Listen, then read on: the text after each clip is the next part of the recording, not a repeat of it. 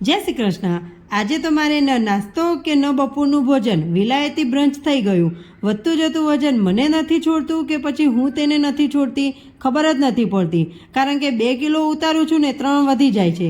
વિયાન માટે આજે બેસનના પુડલા બનાવ્યા હતા, તો મેં પણ તેને સ્કૂલે છોડી અને પછી 10:30 વાગ્યે જ મેં જમી લીધું। વિચાર્યું કે ભૂખ લાગશે તો સલાડ ખાઈ લઈશ।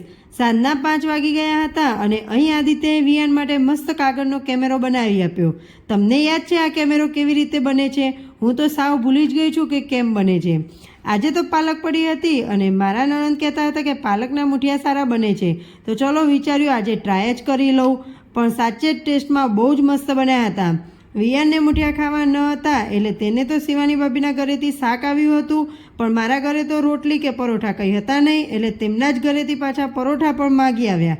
વિયાનનું તો થઈ ગયું, પણ અમારે હજુ જમવાનું બને છે।